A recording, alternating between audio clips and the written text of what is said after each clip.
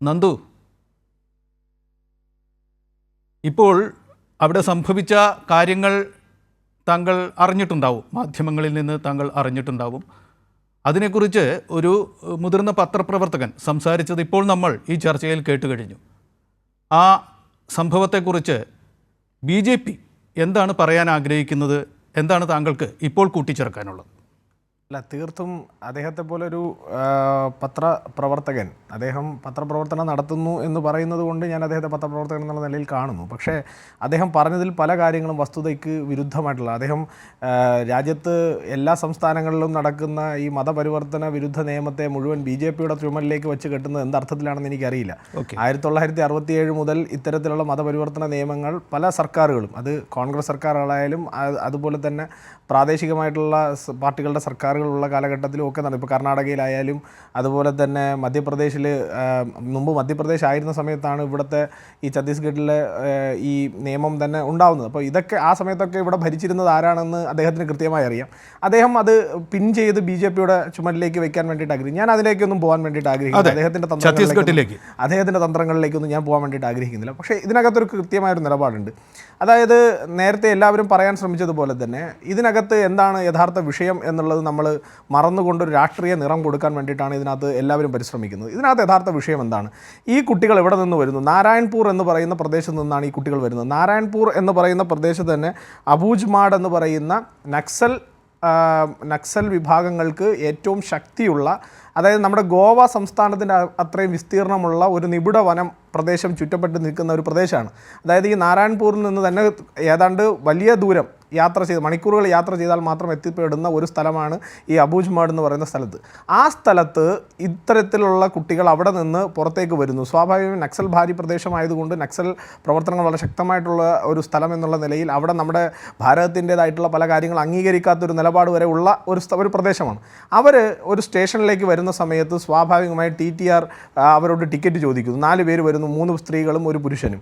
അപ്പോൾ അവരോട് ടിക്കറ്റ് ചോദിക്കുന്ന സമയത്ത് അവർ പറയുകയാണ് ഞങ്ങളുടെ കയ്യിൽ ടിക്കറ്റ് ഇല്ല. അപ്പോൾ എന്താണ് ടിക്കറ്റ് ഇല്ലാത്തത്? കാര്യം പ്ലാറ്റ്ഫോം ടിക്കറ്റ് ഉണ്ടോ? ഇല്ല, പ്ലാറ്റ്ഫോം ടിക്കറ്റ് ഇല്ല. അപ്പോൾ അവർ പറയുകയാണ് 2 കന്യാസ്ത്രീകൾ ഞങ്ങളെ കൊണ്ടുപോകാൻ വേണ്ടി, 2 പേർ ഞങ്ങളെ കൊണ്ടുപോകാൻ വേണ്ടിയിട്ട് വന്നിട്ടുണ്ട്. അവർ വരുന്നു. ആ സമയത്ത് അവിടെ ചർച്ച നടക്കുന്ന റെയിൽവേ പോലീസുമായി ബന്ധപ്പെട്ട് റെയിൽവേ പോലീസും TTRും ഇവരുമായി സംസാരിക്കുന്ന സമയത്ത് ഇവർ ആഗ്രയിലേക്ക് കൊണ്ടുപോകാൻ വേണ്ടിയിട്ടാണ് എന്ന് പറയുന്നു. അപ്പോൾ ഈ കുട്ടികൾ പറയുന്നു ഞങ്ങൾ ആഗ്രയിലേക്ക് പോകാനല്ല, ഛത്തീസ്ഗഡിൽ തന്നെ ജോലിക്ക് വേണ്ടിയിട്ടാണ് വന്നത്. അതിലൊരു കുട്ടി പറയുന്നു എൻ്റെ ഇഷ്ടപ്രകാരമല്ല ഈ യാത്ര എന്ന്. ആ കുട്ടി പറയുന്നതിൻ്റെ അടിസ്ഥാനത്തിലാണ് ആദ്യമായി അവരെ പോലീസ് സ്റ്റേഷനിലേക്ക് മാറ്റുന്നത്. അപ്പോൾ കൃത്യമായി ഞാനൊന്ന് ചോദിച്ചോട്ടെ, അതിൻ്റെ ഇടയിൽ വരുന്ന ഒരു പ്രശ്നം എന്താണെന്ന് വെച്ചാൽ ഈ കുട്ടികളുടെ പേരുകൾ ക്രിസ്ത്യൻ പേരുകളല്ല എന്ന് മനസ്സിലാക്കുകയും അതേ തുടർന്ന് TTRോ അല്ലെങ്കിൽ റെയിൽ അധികൃതരോ തന്നെ അറിയിച്ചിട്ട് ബജ്രംഗ് ദൾ പ്രവർത്തകർ അവിടെ എത്തിയെന്നും അവിടെ കൂട്ടത്തോടെ അവർ എത്തിയെന്നും പിന്നീട് ഒരു ബഹളത്തിലേക്ക് പോയി എന്നുമാണ് വാർത്തകൾ. ആ വാർത്തകളോട് എന്തെങ്കിലും പ്രതികരണമുണ്ടോ? താങ്കൾ വാർത്തകൾ പറഞ്ഞല്ലോ. ഞാൻ എൻ്റെ പോയിന്റ് കംപ്ലീറ്റ് ചെയ്യുന്നവർ ദയവ് ചെയ്ത് താങ്കൾ ഇടപെടില്ലെന്ന് ഞാൻ വിശ്വസിക്കുന്നു. അതായത് അപ്പോൾ ഇത് ചോദിക്കുന്നു, അവരെ റെയിൽവേ പോലീസ് സ്റ്റേഷൻ്റെ ഓഫീസിലേക്ക് കൊണ്ടുപോകുന്നു. ഈ റെയിൽവേ പോലീസ് സ്റ്റേഷൻ്റെ ഓഫീസിൽ പോയതിനു ശേഷം അവിടുത്തെ പോലീസ് സൂപ്രണ്ടായിട്ടുള്ള ശ്വേതാ സിൻഹ അവരെ ഉദ്ധരിച്ചു കൊണ്ടുവരുന്ന മാധ്യമ റിപ്പോർട്ടുകൾ അനുസരിച്ചിട്ടാണെങ്കിൽ ആ കുട്ടികളോട് ഈ വിഷയങ്ങൾ ചോദിക്കുമ്പോൾ അവർ ആഗ്രയിലേക്ക് പോകാൻ വേണ്ടിയിട്ട് പ്ലാൻ ചെയ്തിരുന്നില്ല എന്നും അതുപോലെ തന്നെ അവരുടെ രക്ഷകർത്താക്കളെ വിളിക്കുമ്പോൾ ആ കുട്ടികളെക്കുറിച്ച് അന്വേഷിച്ചുകൊണ്ടിരിക്കുകയാണ് എന്നും ഉള്ള നിലയിലേക്കുള്ള വാർത്തകൾ വരുന്നു. ആ അറിവിൻ്റെ അടിസ്ഥാനത്തിലാണ് പോലീസ് FIR ഇടുന്നത്. ആ അറിവിൻ്റെ അടിസ്ഥാനത്തിൽ പോലീസ് FIR ഇട്ട് കേസെടുക്കുന്നു. ഇവിടെ എവിടെയാണ് നിങ്ങൾ ഈ പറയുന്ന രീതിയിലുള്ള ഏതെങ്കിലും തരത്തിലുള്ള പൊളിറ്റിക്കൽ ഇൻവോൾവ്മെൻ്റ് ഉള്ളത്? ഇനി നിങ്ങൾ പറയുന്ന രീതി ശരിയാണ്, നിങ്ങൾ പറയുന്ന വാർത്തകൾ അനുസരിച്ചാണെങ്കിൽ ബജ്രംഗ് ദളിൻ്റെ പ്രവർത്തകർ വരുന്നു, അവർ ഈ കാര്യങ്ങളിലൊക്കെ ഇടപെട്ടു, അവരാണ് ഈ പ്രശ്നങ്ങളെല്ലാം ഉണ്ടാക്കിയെന്ന് നിങ്ങൾ പറയുന്നു.